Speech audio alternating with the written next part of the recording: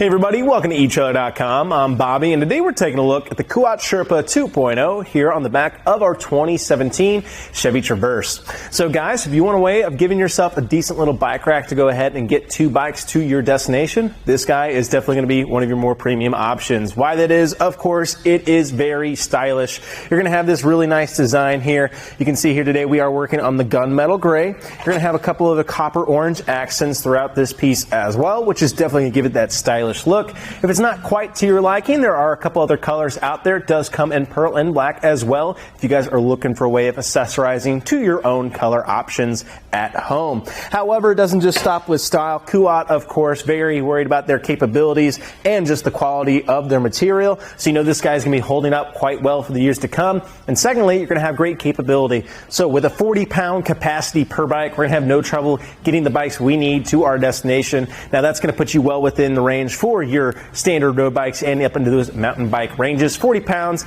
pretty decent little subset. Now if you guys are needing that full 60 pounds, maybe you have a heavy e-bike or some of your bigger bikes just kind of need a little bit more weight support, highly recommend taking a look at the Kuat NV 2.0. Going to be pretty much the same look and style of this guy. The only thing that's going to be different, going to have a little bit of a longer track. You're going to have a little turning stand that actually go ahead and help you repair your bikes as well up front. Overall, just a little bit bigger, a little bit more beefier. Going to go ahead and allow you to carry those 60-pound bikes with no trouble at all. However, the Sherpa fits in perfectly for your medium to lightweight bikes. Again, just going to be an awesome little subset of just going ahead and carrying your two bikes to wherever you want to go. So you guys can see we have these arm systems here, that front tire hold, doing a great job of latching onto that front tire. What that means for us, we're going to have no trouble carrying our carbon frame bikes, women's bikes, step-through bikes, anything like that. We don't have to worry about any of this frame gunk holding us up. No bike adapter bars needed. All we need is one good wheel to go ahead and secure our bike to our carrier, which is awesome. It also does come with this nice little adapter here, just giving you a little bit of help for your smaller kids bikes. That just makes it a lot easier to go ahead, bring it down, and go ahead and actually appropriately hold on to those guys, which is great for ourselves. So love to see that, just giving you a little bit more versatility. You can see here too on our front tire hold, that guy just flips right out. Makes it really easy to go ahead and hold on to that front tire. One thing I really like about that too, the Sherpa is a little bit shorter, like we said. So you guys can see this for our back wheel here does kind of oscillate. If you do have a somewhat longer bike, it can hang off just a little bit. Now, I wouldn't be too crazy with it, obviously, but you do have that nice kind of wheel chock action going on with that front cradle, which I do love to see. Near that front cradle, too, at the very front, you are seeing a little locking core. You will have an included cable lock to go ahead and thread that through both of your bikes. Back it right here into this position. That's going to go ahead and allow you to secure your bikes to your carrier when you leave it unattended, which is excellent. Now, one thing that's great about the Sherpa as well, it actually can tilt away from our vehicle. Now that's going to be awesome because we definitely want to go ahead and access our cargo.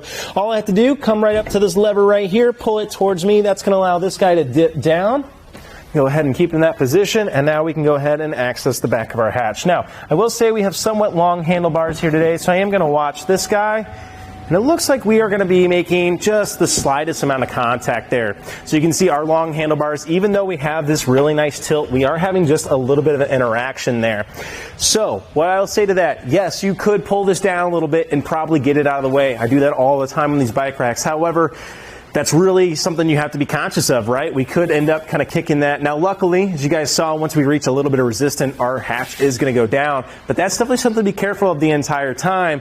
However, we have very long handlebars on here today, so you might find yourself with just a bit of a shorter inset on your handlebars, and secondly, putting your longer handlebars on this front bike option can be an excellent way of kind of getting over that, because this tilt is excellent to go ahead and access that cargo. You can get your bike helmets, coolers, anything else you might need. Going to be great for those gas station stops as well.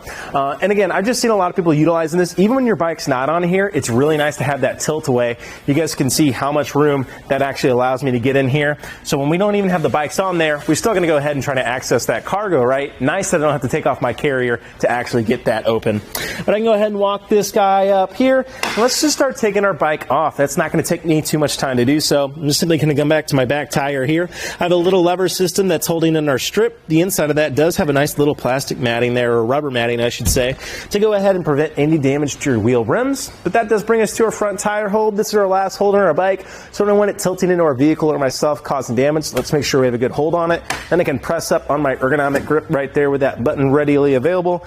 Bring this guy down and out to the side, and then lift off my bike, and already we're ready to ride. So it becomes very, very easy to utilize that. Walking it up, just as easy. The only thing I would say you have to watch out for is going to be this little guy. What I like to do too, dip my wheel down, find that strut I wanted in, set it in place, and that makes it really easy to go ahead and run that strip down and start securing that back wheel. Well, we can go ahead and bring that front wheel chock in our arm just to go ahead and start saving us some space. Talking about space, we definitely do have a couple measurements we want to keep in mind with this guy. Big one is going to be our clearance here on the ground, and of course how much length we are actually adding to our vehicle. So let's go ahead and see that clearance really quick here, guys. From the ground to the very end of our carrier here, that's going to put us right at 27 3/4 of an inch, almost 28 inches there for ourselves. So as those front wheels go up, the back will go down, and so will your hitch mounted accessories. So do keep in mind you do have a little bit of length here.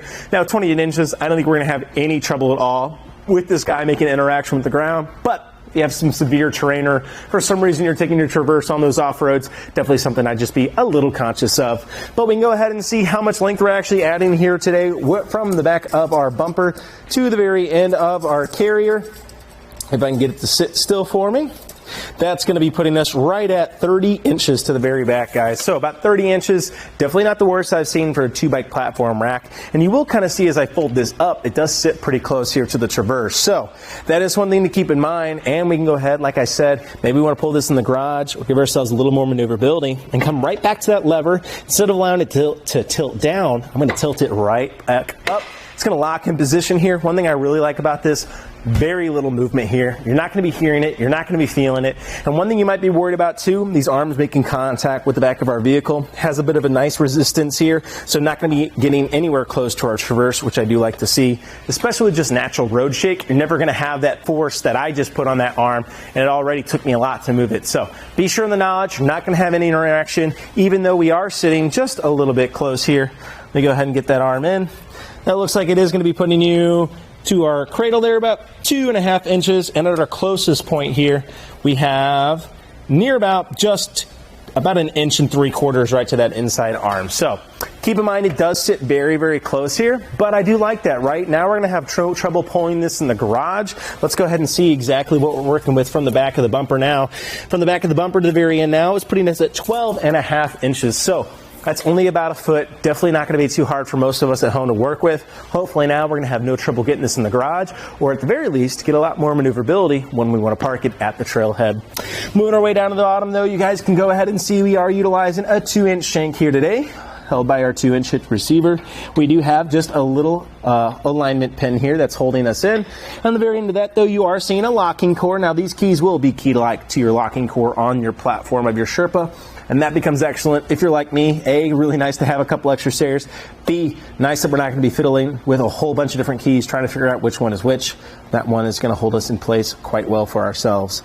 On the very end though, you are seeing here our anti-rattle device. What's happening with this guy, we have a little cam ball on the inside of our shank, and as I hand tighten this to the right, righty-tighty or clockwise, that's going to go ahead and push that cam out, bringing this all in line to one system with our shank and our hitch receiver. And as you guys are seeing, as I give this a shake, it's actually shaking the entirety of the car.